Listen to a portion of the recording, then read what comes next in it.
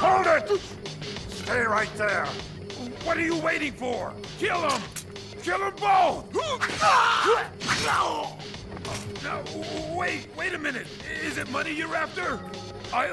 I'll give you as much as you want. May the saints forgive you, because I won't.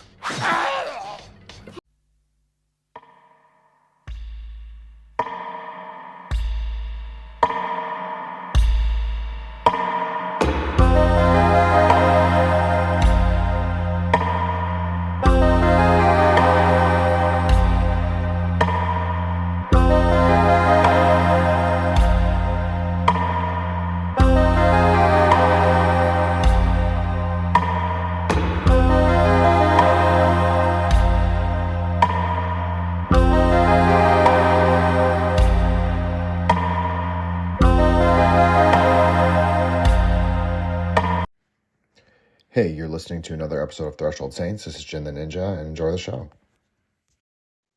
Jin, right, you know how, I'm sure everybody else does as well, how much of a horror fan I am, horror film fan, anything like that. I've been into horror since being a kid, you know, as you know, but you recommended a film to me a couple of weeks ago.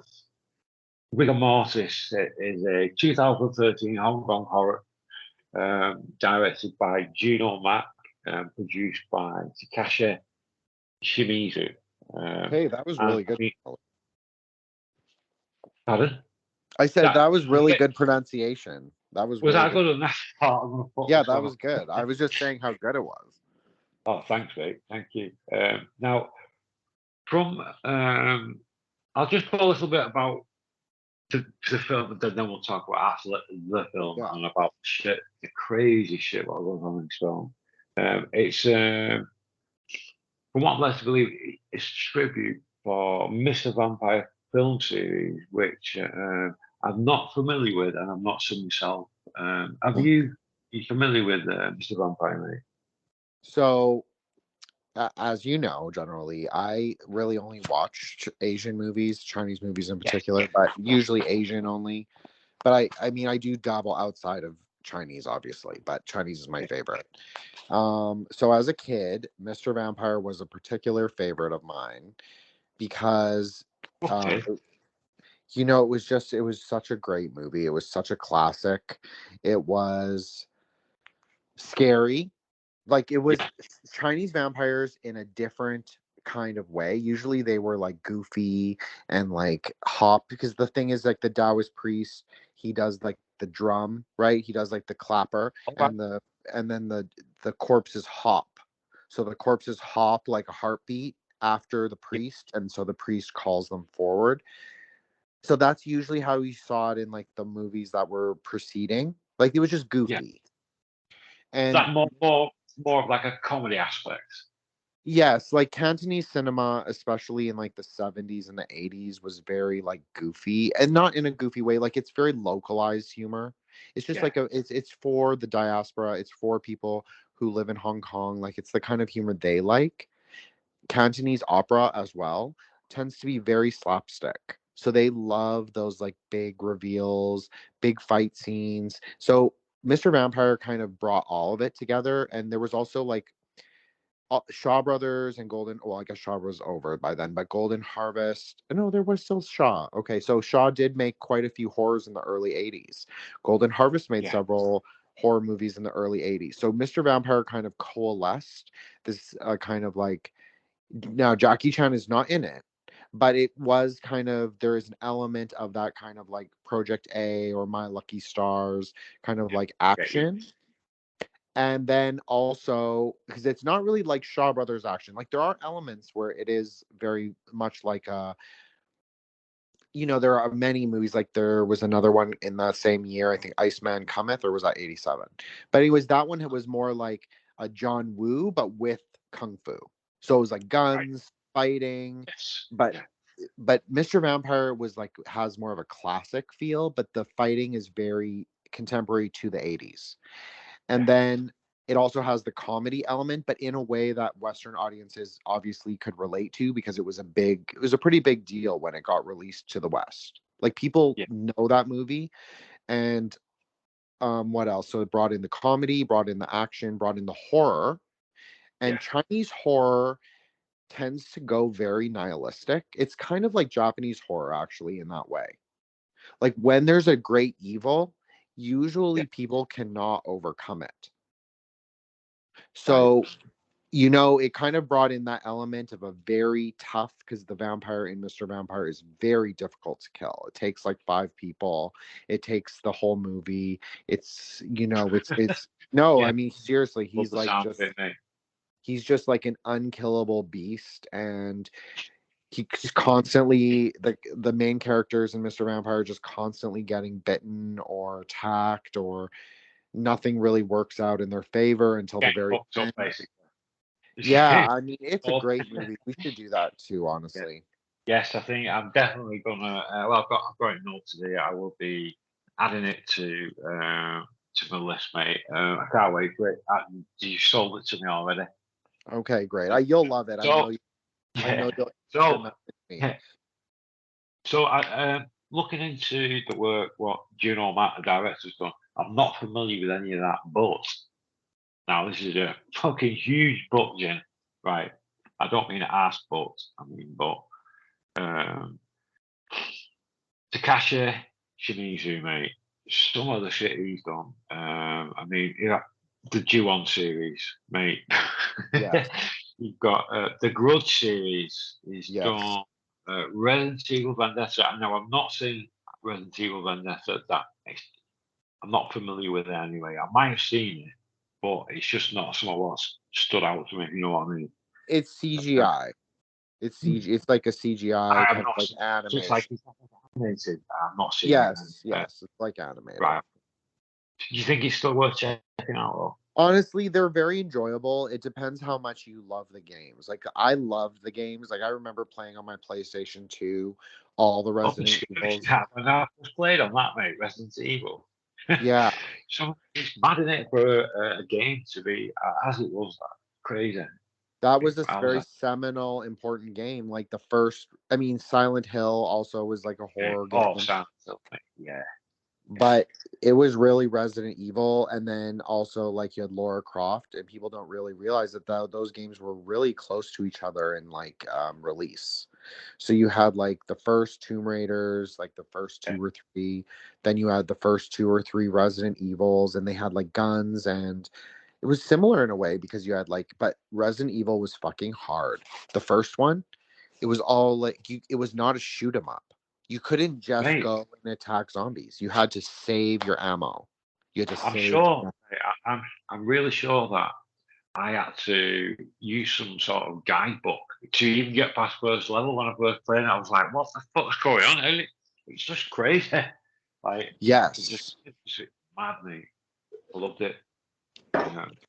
So Resident Evil Vendetta is also done. Now, I've not seen this homunculus in the Japanese manga series. I've not seen that myself, but I have seen a horror film called Homunculus.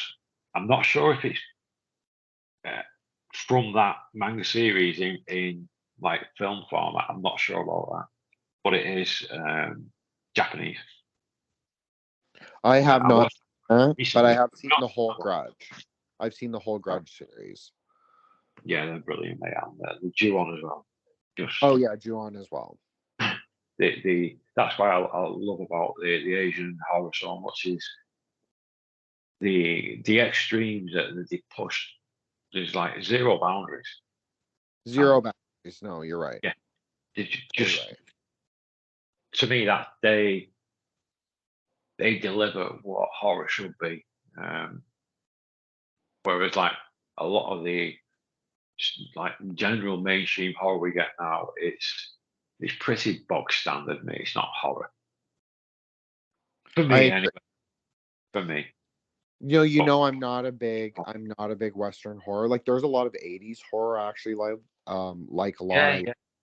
And I like the older stuff, the Hammer and the other ones that you like that you tell me to watch. I love all that stuff, and obviously Asian, but the Western horror stuff is not that interesting to me.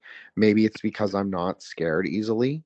Like usually I'm not scared, but like obviously there are things that bother me, right? Like certain Yeah. topics or themes that bother me more. So I don't know. Oh, but I actually have something about Juno Mac that you might find really interesting. Oh yes, yes. So That's it. I'm not going to give my age away, but like he is older than me. Okay, I'm not saying that I'm close in age to Juno Mac, but I'm not actually that. We're like 4 or 5, maybe 6 years apart. We'll say like in that age range. Okay, Yeah, but yeah. when I was a kid, he was a pop star.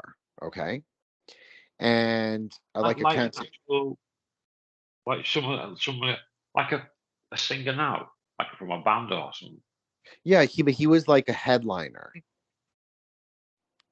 But he was a Hong Yeah. Kong. It was like Hong Kong Cantonese, like C-pop, like very of that time. Okay, Right. Okay. he was like a rich kid from Hong Kong, and his dad is rumored to be. Now this is it's not like this, is just a theory, but his dad is likely maybe triad ish, allegedly, and his dad also is like a hedge fund guy. Like he runs like a hedge fund or like some investment firm, but very like there's very little about it. And so he started winning all these awards, and he got nominated for all the Hong Kong like top prizes in 2003. And then there was like this huge scandal that was like a bribery scandal, and they actually were going to charge him and his dad with bribing officials. And then Okay. suddenly the charges were dropped. So that's very interesting. That is very interesting. Do you know something as well? I don't know if you remember, but there was a part where it was quite a big thing actually at the time. A lot of the gang of the Triad and that they were in control of a lot of the movies, like the was it Shaw Brothers and that. I could be wrong on that, mate, but No, no, I you're right. thought You're it totally right about got this. connected. No, Um, you're totally right about this. And there's a great book. It's called The City on Fire by Stephen Teo, right, um, okay, which is the same name as obviously the John Woo film. yeah, Um, right. But anyways, that pretty much details exactly what you're talking about. Like this interaction with like the money laundering, the triad, filmmaking but it wasn't just Hong Kong. Remember, it was Hong Kong, Taiwan, and Japan. It was all three at the same time. And so that's why they have influences of the other. Because you had Yakuza money in Hong Kong, you had Yakuza money in Taiwan, and likewise in Japan. You had what the big deal is about it. You think of. Sorry, mate. Go on. I'll throw something in after. no. You say your thought. You say your thought. I don't really have anything that interesting Thank to add. you. But I mean, like you've got the Asian countries. You name three. There's bound to be some sort of connection, especially gang related. I mean, think of like Italian horror. Think of how much that. And I don't know, but I'm just thinking that if that's going on in Asia, then surely there must be some hand with organised crime in Italy, maybe, because the organised crime is allegedly pretty big. You think of the directors coming out of Italy. Well, remember this like idea, Argento and a and lot of then them. when we do our series on Argento coming up, it's coming up really soon with Vinny. Just thought, Then this will be something to discuss, like Italy, right?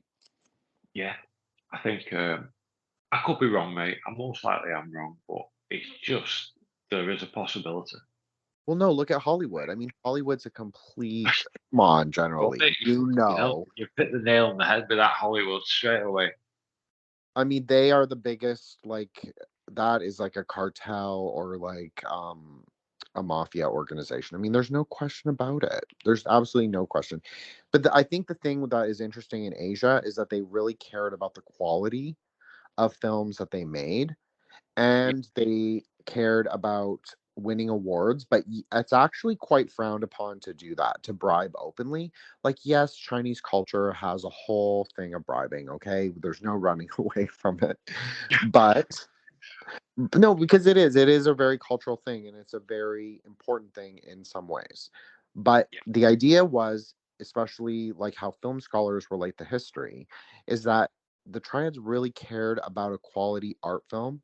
And that's why so many art films were kind of produced between, say, I don't know, 1979 until like 2001 in Hong Kong, specifically in Cantonese language, especially.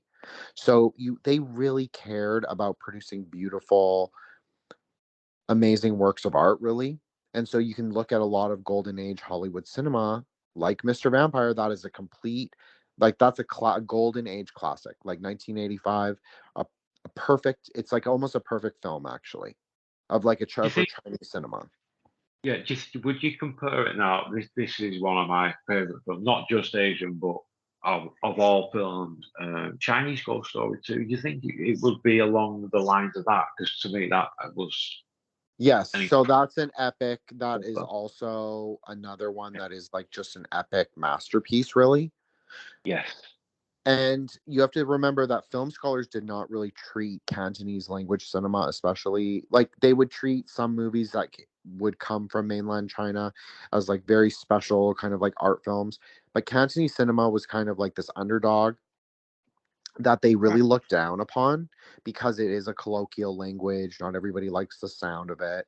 Cantonese humor can be a little like ribald and like, I don't know, like it's very colloquial, like we said. So, they really ignored it. But some of the films that were coming out were so amazing and so innovative, really. This is it, mate. A lot of it, you don't hear a lot about a lot of these films, just at all. It's You like know, Rigor Mortis. I didn't know about it, man. And when you told me, I was like, well, I like the sound of this. And then when I watched it, I was like, shit, this is not a film you can watch once. Not at well, all. And since I watched it that first time, it fucking blew my mind, mate. But I think I've watched it about half a dozen times so far. And I wanted to watch it more, mate, but it's just having the time, to fit it in. 100%. I But totally get it. every time, mate, I've watched it, I've noticed something else. That's a proper film, that. Okay, well, let's even just do a little decode of the Chinese name of the film, which is Jiangshi.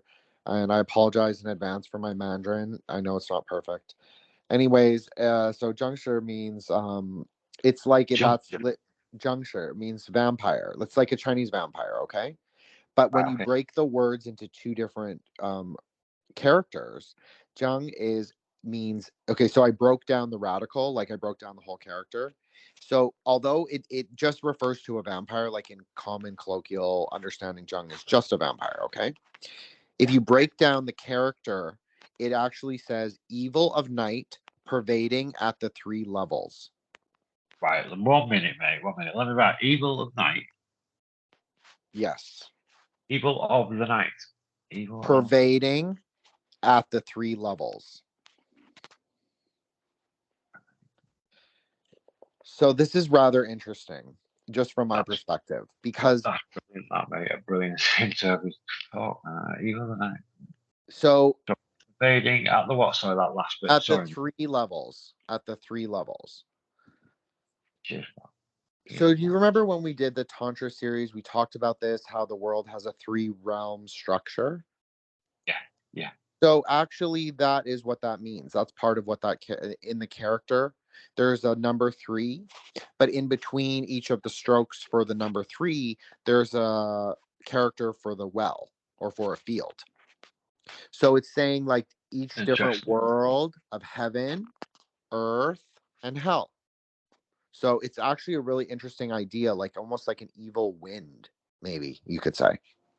Hey, mate, that sounds mint, that.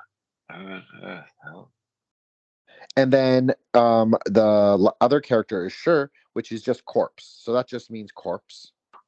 Oh, okay. So you have like a vampire corpse, because vampires are not really the same as Western vampires, as we'll talk about.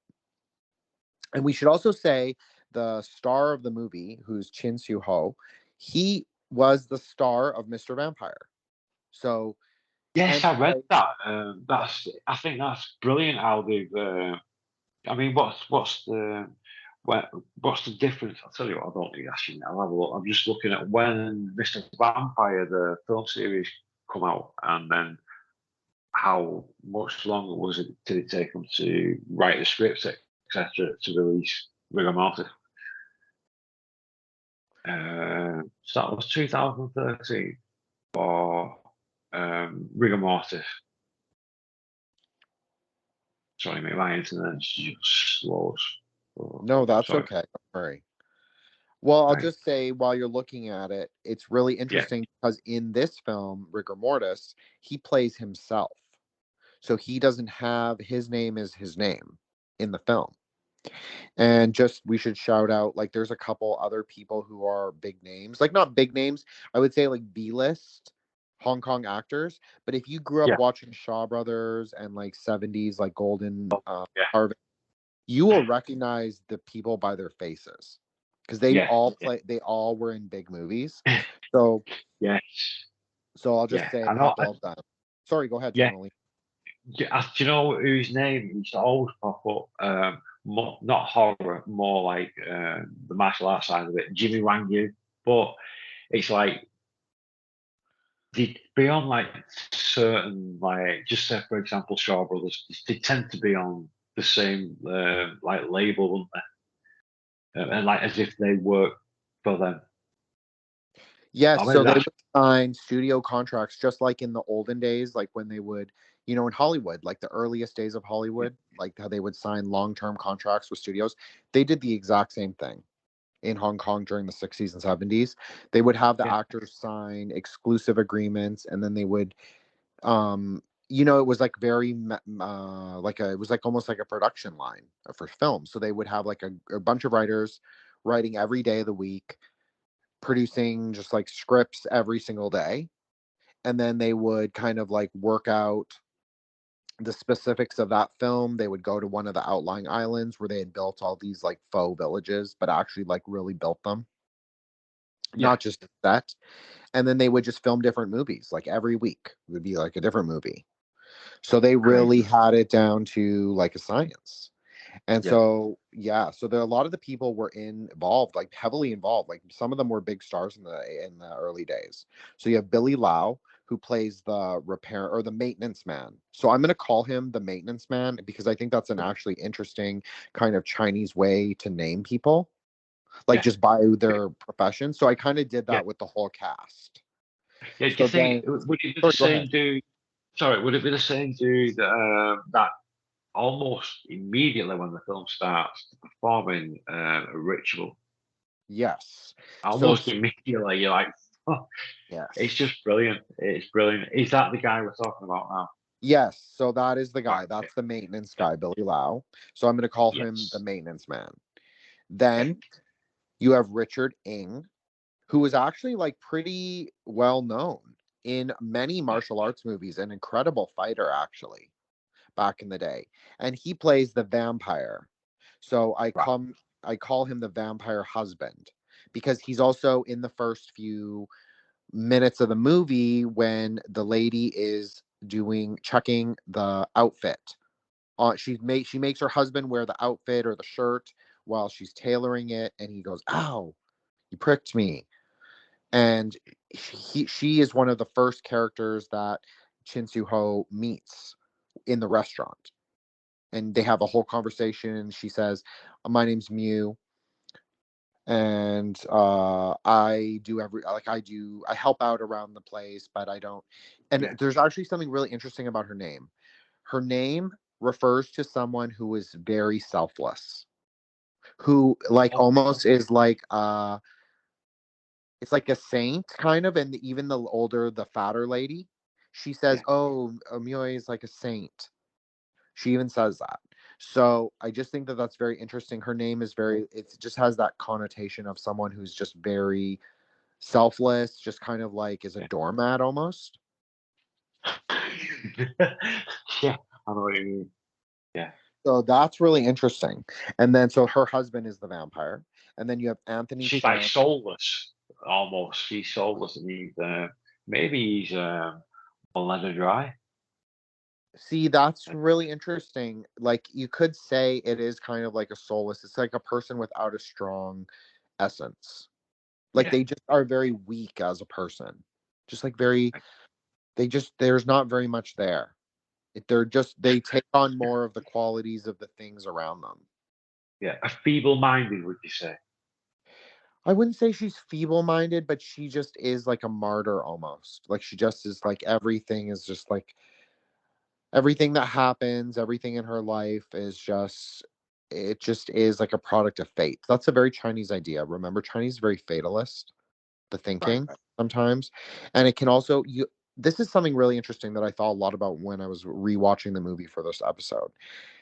Chinese cosmology used to be very much based on the worship of stars, specific asterisms, specific constellations, more than any other element of more than planets, way, way more than planets.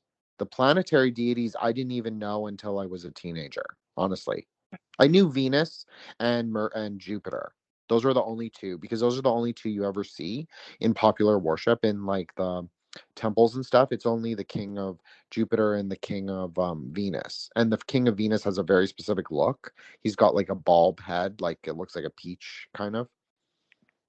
So I Sounds didn't like Yeah, so and he plays this and he's an important character in the Journey to the West, the Monkey King story.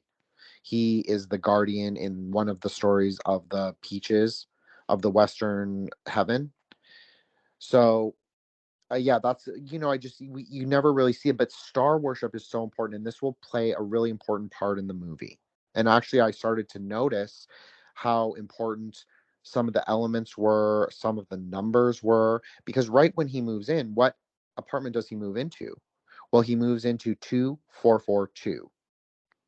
And if we're going to just like skip ahead a little bit, when the vampire husband goes down the stairs to bring out the garbage. Do you remember that scene? He goes down the stairs, the back stairs, and it's very slippery. He slips and he falls. Well, what floor did he fall on? The 24th floor. So just we have to just mention that 4 is extremely inauspicious for Cantonese people. Now, not every this is a misconception that people think all Chinese language 4 is like a horrible number, but 4 is really a specific number for Mandarin and Cantonese as a bad number because it means corpse, just like sure. Okay. that's mad how they've incorporated the fucking room numbers and the floor numbers into the title. It's crazy, mate. This is what I mean Yeah. about how different it is, the detailing. Well, you'll love this. So I actually called one of my grandparents and I asked them like how they would translate to Yeah. 442. And so one way, this is just looking at the character way, and then what you do is you make different homonyms with the same words. Yeah. So one way you could translate 2442 is twin ghosts easily made. I thought that was really crazy, That's, mate, considering. there's twins in this as well.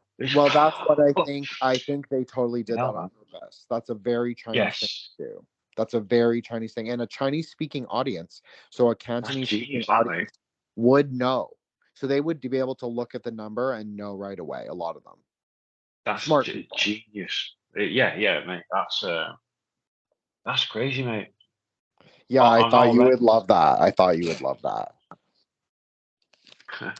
So then you have so we did then we did Anthony Chan who plays the or Chen, I'm sorry, Anthony Chen. My writing was a little it looked like an A, but it's really an E. Anthony Right. Chen, who is the priest. So he plays the Yeah. Taoist priest with the glasses.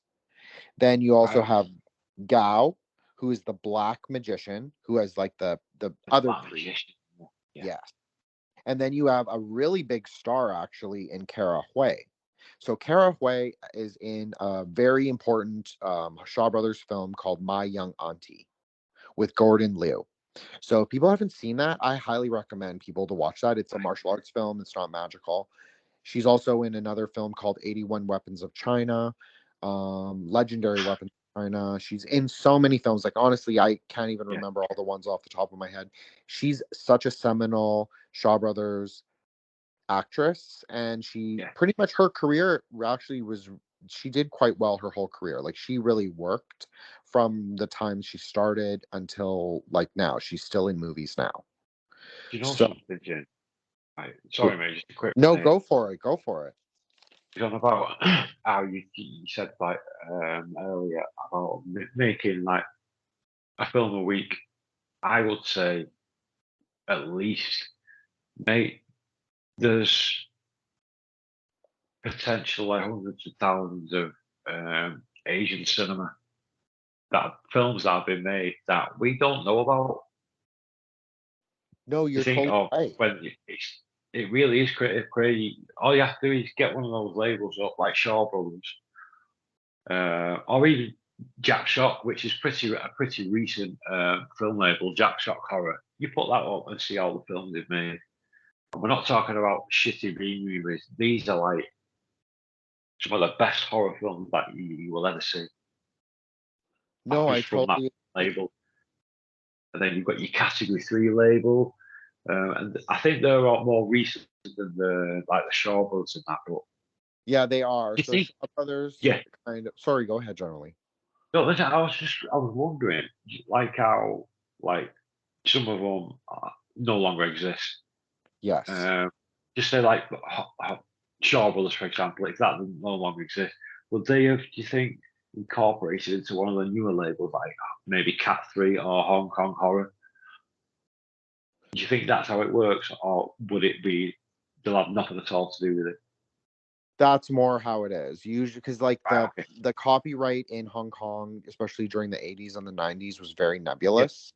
So Right, okay. companies would literally open, like they would just open a new corporation for one film, and then the corporation would close right after the film was over. Oh, that's So interesting. sometimes, well, it's like a triad thing, right? Like you're hiding your Yeah. money. So smart, really. But Yeah. they, so they would do that, and then so a lot of the properties, like who owns things, is very nebulous sometimes. And Right, okay. interesting to note, so when Shaw Brothers kind of wound down in Hong Kong, which happened around the time of Golden Harvest, there's a big reason. We won't get into that, but there's a reason why Golden Harvest started to take off and Shaw Brothers kind of wound down. Shaw Right. Brothers actually didn't wind down. They just wound down their operations in Hong Kong. They moved their operations, but they already had, so they were making Malaysian films in Singapore and Malaysia. So they had like a huge warehouse of films there. They had a warehouse in Already Indonesia. set up, basically. Yeah, They're because already set up. they were also producing local films in the local languages of the surrounding countries. So Singapore, Clever that. Malaysia, and they also had a huge warehouse in Taiwan. Mysteriously, many of their warehouses burned down and many of their original films were lost. So that's really interesting, actually. Yeah, it is. Fucking hell, it isn't it? Like something like that's probably overlooked by most, but uh, talk about synchronicities. Well, there's actually a lot of them in this movie. So we just talked about Gao and how Gao is the he is the dark or the black, sorry, not the dark priest, The, the black the Black priest. Magician. Yeah. Yes, the black magician. His name actually has very interesting implications. So we won't necessarily get into that because I can't find those Yeah. notes right now. But I'm sure we'll get to it. So we'll just keep Yeah. going. Exactly. And Yeah. so the film opens and it's covered in ash. Like there's like ash kind of coming down from the sky. And Yeah. we don't really know what time it is. It's like it's not daytime, it's not nighttime, it's somewhere in between. To me, this reminded me very much of when we did our Tantra series and we talked about Dumavati and Chokmah. And so people will think, oh, that's such a stretch because why would you say that? Well, also, he looks upwards. So when Suho is looking upwards, he's also covered in ash, but he's also looking upwards at the towers. So he's almost like looking at a tree, a Kabbalah tree, if you want to think of it like that. But he's starting at the bottom. He's starting at the base level. Right. Okay. And so I was thinking, well, there actually is a goddess who's very similar to Dumavati in Chinese mythology. So in Daoism, her name is Meng Po, and she is the goddess of the ghost world. So very Dumavati like. Oh, mate, I love this. And she feeds people a special soup of amnesia. So it's What? it's a sugary soup that makes them forget. So when people die and they're about to be reincarnated, they go and line up at this lady's like food cart. So that's what it is, like a food cart. And she serves them, or one of her attendants serves them, this sweet soup, tong sui. Okay, it just means sugary soup. It's like a watery soup with fruits and stuff. It's a dessert thing. And so it's actually really good, and I think you would actually like it. But it is like it does definitely sound weird. But it's actually really delicious, and it has like a gingery kind of like sugary. I love gingery, mate. I really So do. no, it's very nice. It's light. It's like nice. But anyways, she gives it to the ghosts. They forget all the memories of their old life. Yeah. And then they can go be reincarnated. So actually, I just want people to remember this, like Meng Po, because she comes up several times, very explicitly in the film. Yeah. Yeah. Okay. So I just thought that's very Ash, and the Ash was very interesting to me. Also, the opening song, the song called East is Red. That's also very interesting. It's red. Yes. So this is a Chinese folk song from the Republican era, so like 1914 kind of times. And it became the theme song of Chairman Mao, like of Mao in the Cultural Revolution again in the 60s. So it was like this kind of weird wartime song that the kids made up, like very ghoulish. And then it became a revolutionary song. They changed the lyrics, obviously. But I also thought it's interesting because there's a theme in Hong Kong cinema that always laments, so is sad or like nostalgic for the British time. So the time before 1999, the time before handover. There's something always in Hong Kong cinema that is like we kind of lament this idea that we cannot have, because you have to think Cantonese cinema really declined when China took over Hong Kong. The Cantonese production really was like 90% done. Only TV and like a handful of films remained. Sadly. Yeah, it's sad, right? Because it's like a local cinema production and like local language. And like Hong Kong cinema was the one that kind of introduced Western audiences to Chinese language cinema. It wasn't really Mandarin films. Mandarin films were very like art house and very like serious, and they were made for like a Western art critic audience. Cantonese films were made for Cantonese speaking people. So when they did well in the greater Western public or in the other Asian public, and they were very popular in all of Asia, Thailand, Taiwan, they just would redub it or they would subtitle it in the local language, right? Yeah, yeah. So I just felt that was very interesting to use that song. For sure. Right. I have got thinking one thing. Sorry to interrupt. No, not at all.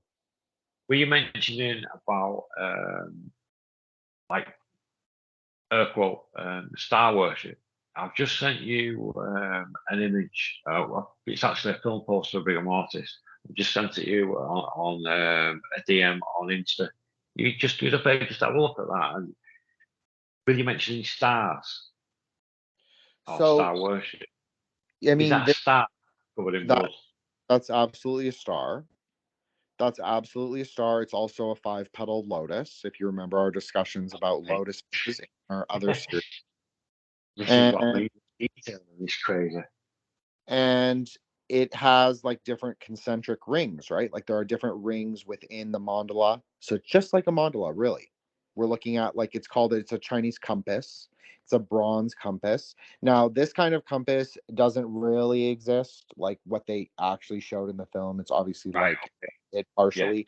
But there are but Taoists do really use compasses, and the compasses are very old sometimes. Like there are ones from the Shang Dynasty that are made from bronze that are like 5,000 years old. Like They're that is still a real used now. Sorry, still used now, but you can actually, you've got like the artifacts of this now. yes. So So like, there are I think there are must be some still left from there must be some things because they always show. Well, they're at least 2,500 years old. So let's say that. Let's put it to a more like human date. But I definitely they've existed for a very long time, and there are artifacts still existing of them, of these compasses. Okay, so the Chinese elements are slightly different than the other elements. So when we talked about Tantra series, we talked about earth, air, fire, water, and void. So in Chinese cosmology, it's not the elements. This is a common translation error when talking about Wu Xing, which is 5 elements. Okay. They are not really elements. We're talking about transmutations in matter. So we're talking about like earth, wood, metal, water, and I'm missing one. But it doesn't matter. Fire, excuse me, fire. So we are talking about how the different elements interact. Like fire burns wood, water puts out fire, creates steam. So then you also get this idea of the I Ching. And so on this particular bronze compass that is depicted, there's all these different zodiacs. There's different names of different asterisms. The Chinese have two different kinds of astrologies. One uses the lunar mansions, 27, just like in Vedic astrology. But then there's another grouping. There's also they have a different series of star mansions that is also in use. That's very complicated. I don't really totally haven't cracked it enough to really explain it, but there's something really interesting there as well. So the compass really has all of it. It has like the 12 zodiac animals, star names, deity names, elemental things, I Ching, hexagrams, all of that. So it's definitely based on other earlier antecedents. So I think that's really interesting. yes, definitely, mate. And It's all super interesting, isn't it? yeah, I mean, it's super interesting. And so I think it's really interesting also to note that when when Suho walks up to the building, he's wearing his gray outfit. Remember, we talked about Jumabati? Gray. Really interesting. And he's wearing sunglasses, mirrored sunglasses. And what does he see in the mirrored sunglass? Like, what does the viewer see? So the camera pans over, you see a reflection in his sunglasses. Who do you see? You see the albino boy. Now, it's just worth noting that, The Greek kid. yes, the little albino boy. Yeah. So in Chinese cosmology, white is the color of ghosts. When someone passes away, you wear white to their funeral. Okay? Not black. Black is not a mourning color in Chinese. That's again, mate. It's to think of the complete. It's the complete opposite, isn't it? Like, It's oh, the look at, yeah. It's you generally wear black for a funeral. So you wear white is the mourning colors, and white is associated with the underworld as well. So when ghosts are usually depicted, they usually wear their white, kind of like this frock made from hemp linen. Yeah. Anyways, so his name, interestingly, in Cantonese is Pak, which is white. So I thought that was really interesting as well, because it's also like saying he's like a double ghost because he is albino. That's very unlucky. He's also named white. That's also like it means white, but it can also mean it can refer to a ghost. So there's kind of unlucky kind of connotation there. Yeah. And then so the camera then pans into a bell. So there's a bell in the courtyard right at the first scene. In Chinese, like kind of folklore, when a bell rings, that means a spirit is ringing it or is nearby or is affecting it. So it is very unlucky to have bells within your own house. Like you never would hang a bell inside the house. So you see it's in the courtyard, but a bell rings and there's no like visible wind. So one can only So, assume it must be the spirit. Sorry, go ahead, Johnny. so sorry, mate. Yeah, when you just mentioned then about you not having bells in houses, how would that? How is it over there? Like, I mean, I've not got one myself, but there's a lot of people got like doorbells. What you ring? You know what I mean, don't you? Yes, Yeah, totally. So you just would not. So like in the Victorian houses, like in England, they would have like an internal bell. It would like yeah, like when you called or something like yes, that. Chinese would never have that. It would just be too inauspicious. So they do have like, say, for example, a ring doorbell or a normal doorbell. They Do will have, have like an electronic one. That's totally yeah, fine. Obviously, this is also interesting. I don't know if it's related, but in Japanese movies, the doorbell thing and the way their apartments work or their doors have like numerical key locks, that yeah. does play a big role, as you might remember, in many Japanese horror films. Looking through the keyhole, perceiving a Oh different shit, yeah, reality, the ghost yes, ringing the doorbell. That's a very common thing. So maybe that is part of it. Because the in Japanese temples, when you go to pray, you clap 3 times and then you ring the bell to let God know that you're there. So I fucking hell, think that mate. there is definitely something like mythologically with bells, and then also the spirits. Obviously, I only know more the Chinese thing.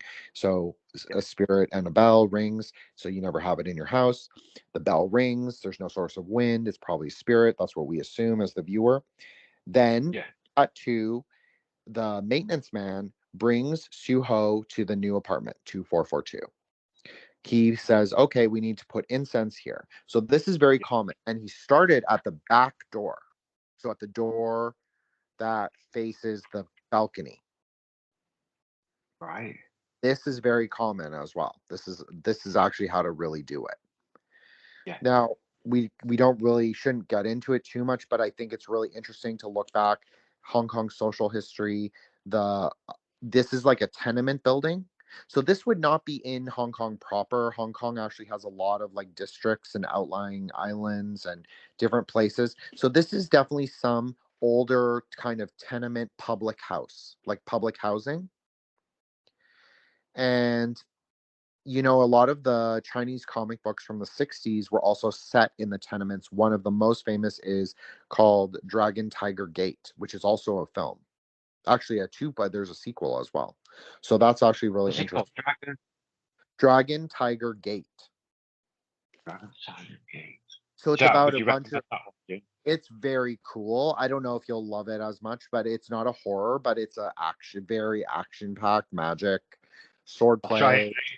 swordplay. Okay. So it's just interesting that a lot of the Chinese like kind of horror movies, they're set in these very dystopian, British built, brutalist kind of like housing estates. I guess that's Yeah. exactly what they are, right? They're housing estates. They're just the British did it in Hong Kong a little earlier. A lot of the ones in the UK, from my understanding, are built in the 70s, but Hong Yeah. Kong ones were built in the 50s and the 60s. So they had a lot of public housing. And for a long time, most people in Hong Kong lived in public housing. So that's Mate, also really interesting. that's what it's like here now. It's like would that be like sort of like a council estate, like it is over here? Yes.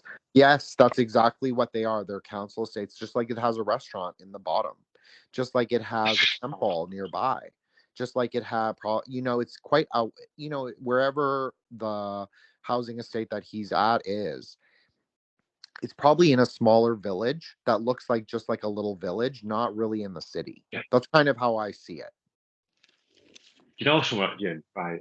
Um, there's a series on Netflix. It's I think it's Korean. I might be wrong. Korean. It's Asian. I'm not sure if it's Korean or Japanese. I'm leaning more towards Korean now. It's called Sweet Home. It's like no, I think it's Yes. based off a manga series. Have you seen it? But it's Okay, like so I have it downloaded because you told me to watch it. I just haven't yes, had time yet. but mate, in that it's like the building. I think it sounds very familiar what you're saying there. It's like a Is it council, the like a Korean one block. and there's like demons? Is that what it is? Yes, Okay, yes, so I yes, have seen it. I have definitely seen it, and it's really cool. Maybe we should yeah. do that. Hey mate, I'd love to. I'd love to. They're bringing out season 2 soon as well.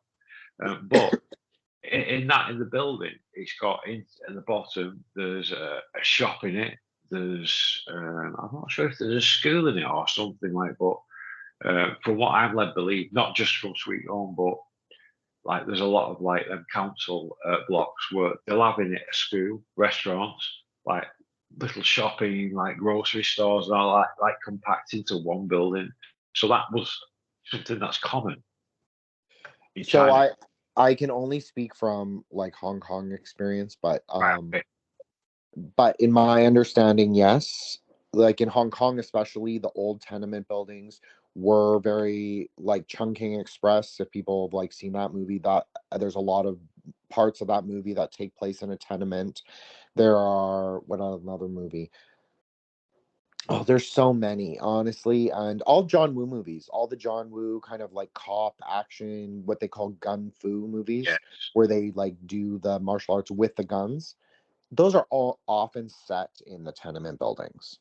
So in the 80s, there was a place called the Kowloon Gardens, which was kind of like this triad. It's called the Kowloon Walled City, but it was really the Kowloon Right. Garden. That's what the tenement was. And then this whole kind of like slum shanty town kind of built up around it. And it became like several square blocks, like huge blocks of the city. And Hong Kong actually has more land than people think, but it's a lot. It's islands, right? So there you have to build on different islands if you want more land or whatever. So Yeah. that's very interesting, I think, as well, that I'm sorry, I lost my point there, but no, I just there's something there that's very interesting about the buildings and the architecture and kind of like this very, is kind of oppressive in a way, I think. Just like in the tenement or in the council estates in the UK. There's something kind of depressing about them. There's something a little bit, down at heels. The places, like, even if they're newly built, they kind of look bad. Like they're not pretty.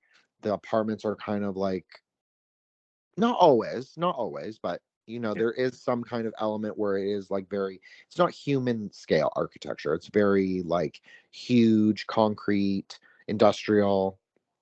So I definitely think that definitely plays a role. I think that is a lot of like what the Hong Kong story is. Like if you want to look at Hong Kong through the lens of architecture, I think there's something really interesting there. The tenement buildings and how, that we should also say, because he did the ghost offering, there was like a time in the 90s and early 2000s where people would specifically buy what they would call suicide apartments. So I think that's really Who is interesting. that? Well, Hong Kong has incredibly expensive real estate, like probably second only to London or Really? maybe New York, like just incredibly expensive, like just outrageous, like pricing, just like outrageous, like tiny little apartments for 800,000. Like I'm talking like 300 square feet. This was like way back in the day too. So Yeah. I can imagine what they're like now. that's right. So I think that plays a big role in like how ghost culture develops, like how people deal with spirits. So there was this Yeah. time when a lot of people would look for suicides there's actually a movie about this, a Hong Kong movie from the 90s about this, how people would look in the newspapers through at recent suicides or recent deaths in general and Yeah. see if they could place a bid on the apartment before the family put it for sale, like legally. It's a strange thing to look into, isn't it, mate? You Fucking know, hell. because Chinese people are very superstitious. So the idea is like you Yeah. buy new, but if you're like a real estate investor or you're savvy or you're like trying to buy a cheaper place, this might Yeah. actually be a good move for some people, right? Like, so I think people thought it would be like a good investment move because it's very unlucky to buy a house where someone passed away in Chinese thinking. Yeah. But I think that's really interesting. And then Suho also gives the maintenance man, he tries to give the maintenance man a bribe. Do you remember? Or not a bribe, a tip, if you remember. And the maintenance man refuses. I kind of thought this was very similar to like the bribe of the ferryman. Like before a soul travels, and the Chinese have the same story. Like there's a ferryman that takes you across the river and you give him a tip. So that's why partly why Chinese people burn hell money. I don't know if you've ever seen that. No. But I love the sound of it. I want to be looking into it. I'll send you a that's picture when we're done. I'll send you a Yes, picture when we're brilliant. done. And Thanks. so, Oh, no, of course. And sorry, just I'm really sorry for interrupting, mate. no. It's only a quick one. You know how you just mentioned suicide apartment. Would this? It's probably not. You know, but do you think this has got any connection per se to like there's a suicide forest? Is that in Japan or is Well, that? Do you think it's along the same lines? I can't because from what I've looked into, what I'm led to believe is that people went specifically to this forest to actually commit suicide. well, I think this would make an amazing Threshold Saints X Subconscious Realms crossover episode doing that suicide forest. Maybe get someone from Japan on. I would. Oh, well, we do have someone in mind actually already. Okay, Yes, right. I love the idea of that. That would Okay. be mint as fuck, that, Jim. So I Somebody think who actually knows it in depth as well. yes. Because I'm not Japanese, I don't speak Japanese. It's a lot. Even though I can like research things, it's like Yeah. Sometimes you learn from people. Like I love to learn. I feel like my knowledge is only at like level 1. So I feel like every episode that we do, I add to it. It's level 1. Well, maybe not level 1, but okay, not level. Well, NYP was saying there are 7 layers to the spheres or whatever.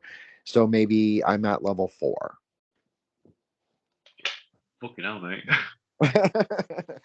But it only gets harder from there. It only gets harder from It there. wasn't me. We didn't burn him. But I just thought I would also say there was something really interesting. So he declines the payment, and then he goes to hang himself, right? Like he looks at his old costumes, then he goes to hang himself, and then he dies or doesn't die because the priest jumps in to save him, right? Yeah. But then we also have a cutscene to Muyi, and she kicks the little albino boy out of her room. And she has like a whole scene with her husband. And one thing was when he got saved from hanging himself on the cord and then the ghost possesses him. Do you remember what he said to the guy? He said, "Thank you for saving my life or slowing you down." That's kind of interesting. That is interesting, isn't it? Especially slowing me down. That's what I thought was very interesting. Yeah. Is that almost premeditated? I don't know, but I think so. this is what it is. It's like little layers. What, especially on this, it's why you got to watch it more than once, mate. Because the shit what just pops up. Anyway, each time I watch it, like I said, No, there's something different, something additional I found.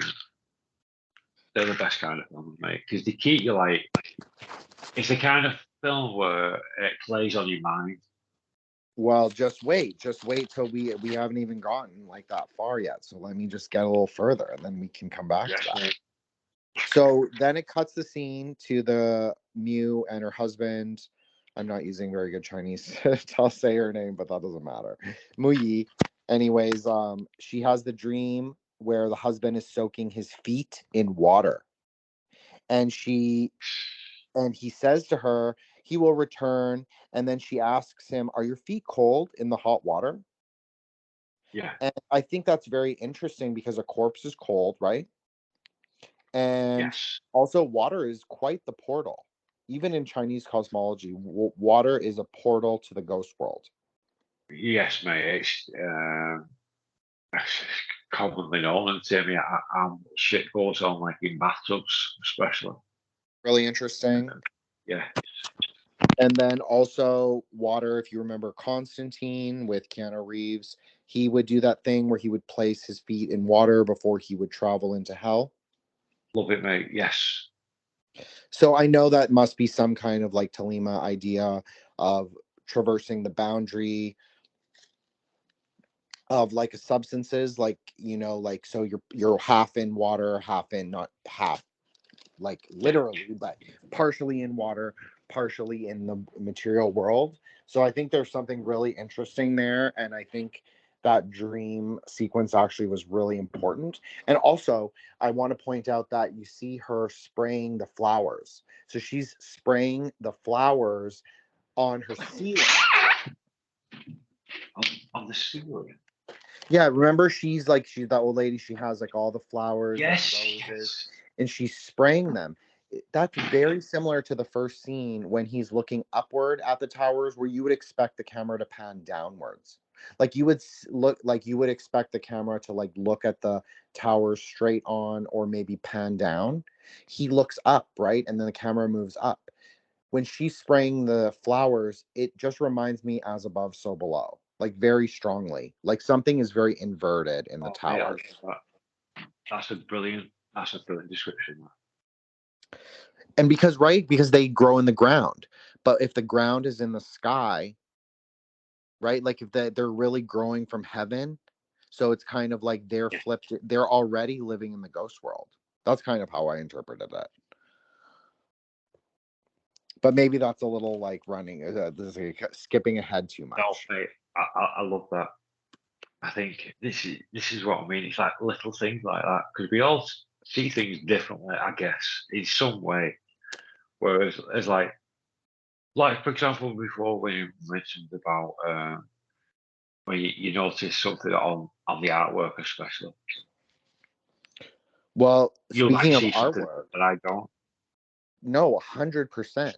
But speaking of artwork, do you remember Suho finds the paintings or finds the little crayon drawings? Or the little boy's obsessed with art, right? Like he's drawing everything Yeah, on the walls, everything. So Suho finds this book of drawings, and there's eyes in it. And the first time you see Pak, which is the albino boy, he is wearing these weird goggle kind of style glasses. yes, he is in it. Like I wouldn't, s- I wouldn't say they were like welding glasses, but they were Yes, different. yes, yes. Very similar to like a welding goggles. Yes. Do you think And that's? Do you think? Sorry, mate. Do you think that that's got anything to do with him having some sort of problems with light? Maybe I don't know. no, yes, because albino people are extremely photosensitive. Fancy. This is what I mean. So Like little things like this. It's no, crazy. it's so important. I feel like this movie is just laden, like it's thick. It's like just there's so much in it. Like they put it in. And yeah, so then he has the eyes.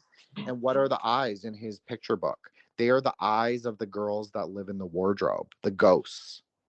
That's kind of crazy. So he's honestly kind of connected, really, and seeing them, obviously. And then also, there's another part with the art that's really important. So do you remember Suho has like a crayon watch on one of his hands, on his left hand? So on his left arm, his son had drawn ink kind of faux watch, like a watch that every man would have. Yeah, yeah. He won't wash it off. Like the dad, the Suho, he doesn't wash it off ever. Right? Because his son, as we find out at the end of the film, spoiler alert, he is passed away. But the watch is really, really important. So I just want to point that out now. And then when we get to it, we get to it. So then then he's introduced to Gao, who's the black magician. So he's like, oh, you should avoid black magic, because remember, Gao is in the apartment to help quell the two ghosts, the twin ghosts. And he's like, you need to avoid that black magic shit. So I thought that was really interesting. Yeah. And oh, he's doing the magic. That's right. That's right. It cuts to that. So you hear the crows, the idea of the crows, again, very Dumavati like, if I do say so myself. You hear the sound of the crows multiple times within the movie where you cannot see where they're coming from. So then it cuts scene to Gao, who's the priest who wears the black kind of he wears like a more traditional Cantonese outfit, and he is killing. He had killed. Well, he doesn't. You don't. He can't see him kill the crows, but there are crow corpses in a kitchen, and he is putting the blood on purple charm paper. So I thought that was very interesting. Interesting. Especially purple. What kind of purple? What paper would make? It's like a specialty Daoist paper. It's made with mulberry leaves. So if people are familiar, mulberries. So that is considered to be extremely magical in China, in Daoism. That's like a plant that is very important.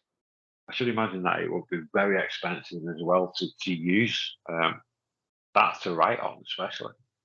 Must be of some importance, I would say. Is that right? Or It's one of there's this Chinese Taoist book from like the 7th century. It's called Investiture of the Gods. It might be earlier, but I can't remember. But I know that there's a 7th century version.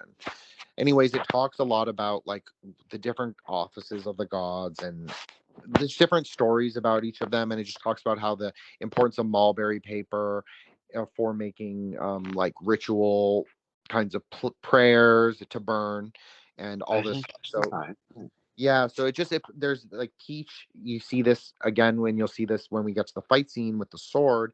Peach, so peach wood is super important. Mulberry paper, super important. This idea of the 5 transmutations of elements, really important, especially for the ending scene.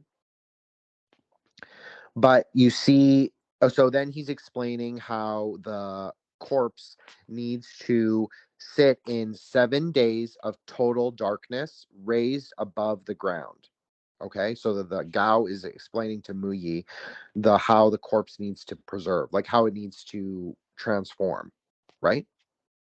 Yeah. And he rushes out of her apartment, right? And he is wheezing. Remember, he wheezes really bad.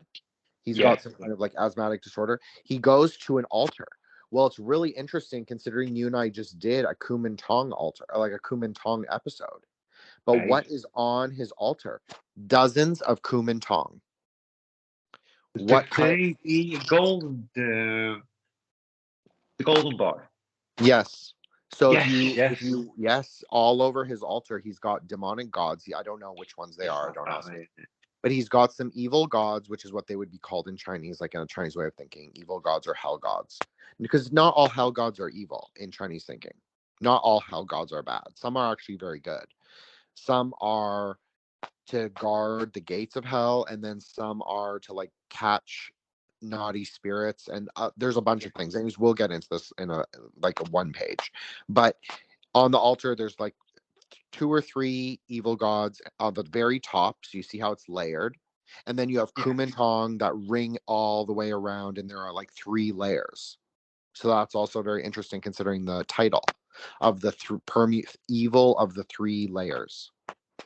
Yes. Again, you see something very similar. And then what kind of ash does he smoke? He smokes the fetus corpse ash, just like we talked about with the Kuomintang episode. So that's very interesting as well.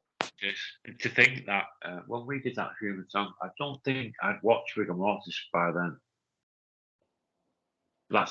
It's just, or did I? I'm not sure, mate, but it's whichever way, before or after, it's again super fucking interesting, man. It's just totally agree. Put together. It really is. Anybody who's not seen it, you've got to watch it.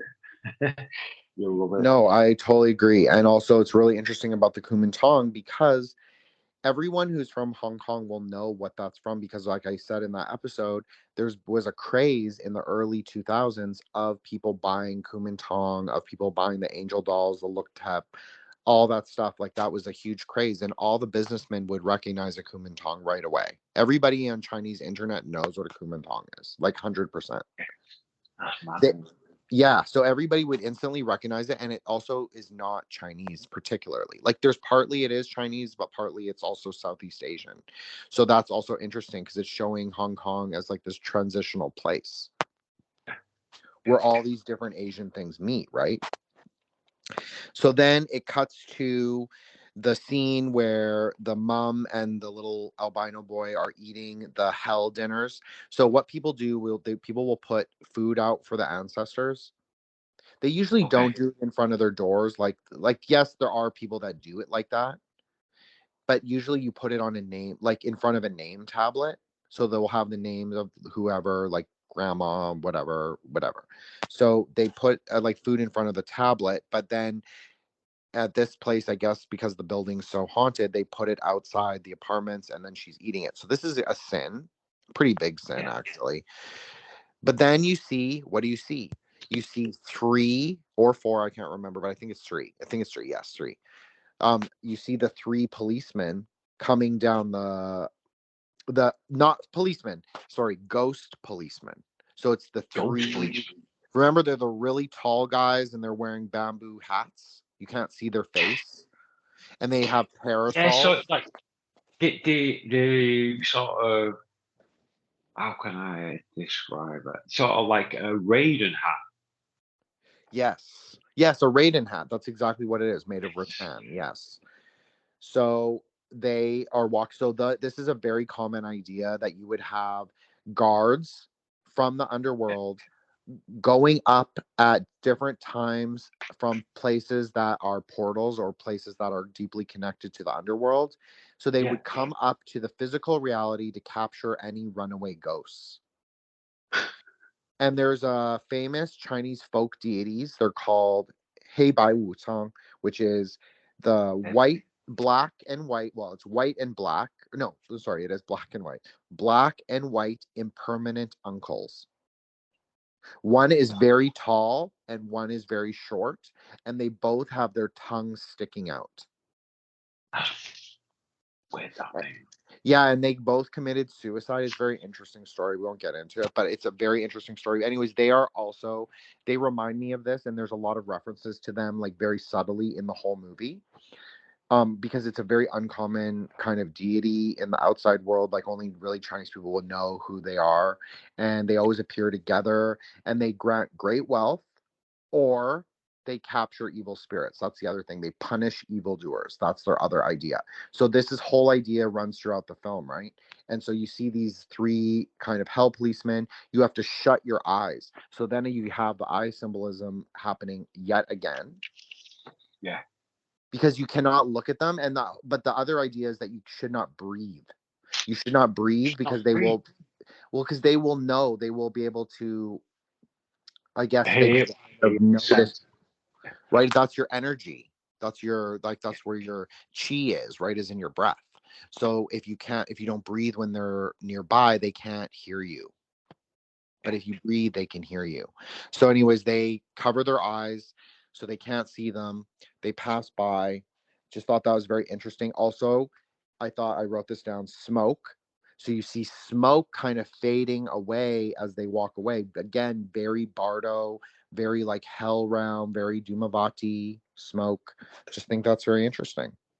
Yes. So then cut to Miu Yi is having a dream, and in the dream, the coffin falls. But we also know that it really happened. Like one of the chains there's 4 chains holding up the coffin, and it breaks and it falls. And remember, 4 is a very unlucky number in Chinese. So I thought that was also very interesting, and I don't think that was an accident. To have 4 chains on the coffin and 1 breaks. I think that's interesting. That's right. Yeah. And then Suho he goes downstairs. He follows the mom and the albino boy down to the basement, and he discovers their like little apartment, I guess you want to call it, downstairs in the maintenance room. And he discovers their whole backstory. How the husband like raped and attacked the twins, and then the twins killed him. Interestingly, I did count the number of times he got stabbed. He got stabbed 8 times, which I thought was really interesting. Yes. Because 8 times, remember the apartment is also 2442. So 8 is a very auspicious number in Chinese, in Cantonese especially, because it all sounds like the word for wealth. Okay? Right, okay. It's also the dragon number. because of the way it looks. And You know so what I that's mean, also mate? interesting. Yeah, it's really fucking crazy interesting, isn't it? And then you also have the twins. So 2, 4, 4, 2. Well, what's 4 plus 4? Is 8.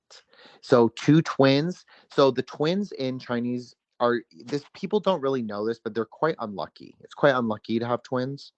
It's not like a major folklore thing, not well known, but I know some twins in like that part of my family, and it is considered quite unlucky. So I just thought that's interesting that if you break down 4, well, what does 4 sound like? 4 sounds like the word for corpse. So you have corpse, plus. So when they are one thing, when they are like a unified body, it is lucky. But because they are twins, it's 2 4s instead of 1 8. So I thought that's quite interesting as well. Yeah. It's this way, isn't it? And then she stabs him again 2 more times. So this also reminds me of 2 4 4 2 because she stabs him 2 more times after he's already dead. And then they both kill themselves. So again, you've got like a lot of numerology there. Like honestly, there was a lot of numerology there. And the hanging death. See, the hanging death was really interesting because remember that Chinese god I just said, Hei Bai Wu Chang? One of them died. One of them died from drowning, and one of them died from hanging. So I thought that was also really interesting. Maybe another reference to that. Yeah, love it, mate. It's how you again the way you explain things, Jen. For somebody who's not seen Rigor Mortis, you'd have sold it to me already. I'm glad. Well, we're Yeah, almost done, really, so let me do a couple more, and then we'll call it a night. Oh, nice one, mate. But yeah, if you've not seen this, please, honestly, you will not be disappointed. Okay. If it just before you carry on, mate, if anybody is after watching it and you can't find a link for it, drop me an email or a DM and I'll send you a link for it. What I use. No, that's great of you generally, and me too. If people like can't find you, I mean, they will be able to find you, but if they can't, just let me know and I'll make sure you get it too. Sound. Okay, so you'll find this really interesting. So then it cuts back to another scene. Mu Yi is dressing up her now vampire husband, and she's pretending to have that conversation that she had in the very beginning. Then this reminds me of, I guess I already said it, but Cheng Po, who's the grandmother at the end of time, who feeds people the soup of forgetfulness. Because Mu Yi is kind of crying and saying, like, what will I do without you? I don't want to live anymore. I'm like, there's nothing for me in this world. That just reminded me. I just wish I could forget. She even says that. I wish I could forget everything. And so I just thought that that's definitely a reference to Cheng Po. Also, interestingly, Pluto. So the planet Pluto has quite a large area is named after Cheng Po. I thought that's quite interesting. And the Chinese name for Pluto is Cheng Po.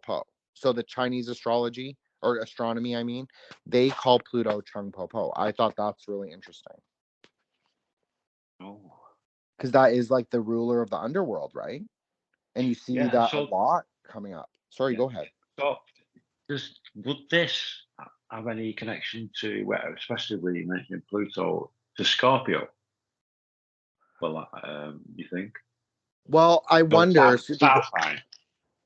I think so, because I think that there is something here, like especially, well, we'll skip ahead a bit because I know I went really slow and I apologize. But I just think that there is something definitely like, okay, so in like Tantra, a scorpion represents the power of the gross magic, like of magic that is made manifest on the world. And it has venom, right? Because the scorpion has venom. Yeah. And so that venom can either be for the venom of subjugation, so the venom to tame demons, or it can be used for the venom of defilement, so the venom to cause problems in the world. Okay? Yeah. Chinese do have this concept, and like a lot of these actors, like Chun Su Ho is Buddhist. Like he's actually Buddhist. Like the actual actor is Buddhist. And a lot of Chinese celebrities are actually Buddhist, and you have a lot of Tibetan Dharma centers in Hong Kong. So I think that there's an idea here, and then obviously there's a whole relationship Chinese astrology has with the constellation Scorpio and different planets, obviously. So I definitely think that there's an idea of the wrathful magic and Gao, the priest. By the way, his name can also mean dog. So that's really interesting because Oh, there's right. also a reference to a dog. Oh, I remember. So his name actually means cock, like the word, like a vulgar word for cock. That's what it means. Someone who's cocky. That's what it really is. It's like a Yeah. slang for someone who's very cocky, Yeah. but it can also mean like a rooster, okay? Like a cock, particularly. Right. Yes. It can also mean a black dog. So I thought that was actually very interesting. Not Black necessarily a dog. black dog, but it's a dog. A dog, Wait, and that even comes up in a dialogue. It comes up in a what about dialogue. what about the black German Shepherd you see? Black I dog. mean, that is kind of what I think. And you know, that it appears in a dialogue where he says you're such a dog. I mean, the guy, the priest, who's the like good priest in the orange, he says like to Gao, you are such a dog, or you're such a dirty dog, or something like that. There's some kind of like reference where he specifically says the word, and I just thought that's very interesting. Yeah. Oh, and also it comes up. Muyi asks Gao. Remember, she asks him in the kitchen. She's like, "What else can I do to make sure my husband comes back to life?" And she's like, "Do I need the blood of a black dog?" She even says that, a black dog specifically. And then Gao goes, "No, you would need something far more extreme. You would need the blood of a virgin." So I Oh, just thought that's really interesting because considering his yeah. name can also mean dog. So it's really, I mean, And dog is one of the forbidden meats in Tantra. Just want to say that because I think that's interesting. that is interesting, especially when you hear about the consumption of dogs. You still hear about it now. I mean, I've seen like disgusting videos like on YouTube and that where there's these markets and people actually just pick a dog and fortunately, what the rest for. I won't, you know what I mean, don't you? But No, they're looking 100%. at you now, aren't they? I mean, so it is pretty old, the idea of Yeah, eating dogs in Chinese. Like it's like a couple thousand years old. Like you can find it in some that, medical texts. that's crazy, that mate. To think of it's been going on for so long. It's only one specific type of breed traditionally. Right, okay. And So is it still being consumed like now? so most people, like people who live in Hong Kong, pretty much will not ever. They will find that kind of gross. Honestly, they kind of don't like the mainland culture to eat things like that. They kind of are more westernized a little bit. Right. So people in the diaspora or people that live in like, London has a Chinatown. So people who live in the UK, like Yeah. they will find that kind of gross, most people. But there's definitely a huge culture in southern China, so Cantonese, but not Hong Kong Cantonese, like mainland Cantonese. They do Yeah. eat dog, and in northern China, they also eat dog. So dog is considered a very oily meat. So it is actually very good for your kidneys, especially for men, and it's considered to make you very virile. So it's called sustaining kidney yang. So the fire of your kidneys to have not carnal relations, you need a strong fire in your back. That's actually one way to think of it. Right, okay. So I mean that's what dog is good for. So a lot of men eat dog with goji berries. That's very like common medicinal recipe for impotence. So I don't know, there's something really interesting there about like the consumption of dog and what it's used for. And I don't know. I mean, I'm not saying that people should do it. I don't think people should do it. Like, I don't really care what people in China do. Like, it doesn't affect me really. But, it is interesting. I mean, I would It's never eat interesting. one. Yeah, it's like the culture is completely different, isn't it? Just like that's just one example. I mean, I'm not both. saying it's wrong. I don't judge anybody. We're all our own people, aren't we? We're all No, different. 100%, 100%. And you know what? It's like I mean, I don't know. It's like so hard. People always want you to make a value judgment about everything, and You do. You do. I just think it's better to just like, unless you're personally involved in the decision, I just think that just don't make a value judgment because you can't change it anyway. Hey, this is Jin the Ninja, and if you enjoyed the show, you can check out more episodes on Spotify and Anchor, and you can check me out on Twitter at Wukong Reborn, WUKONG Reborn, and on Instagram at Threshold Saints. And there's a link tree in the show notes so you can check out all my appearances and my shows to date.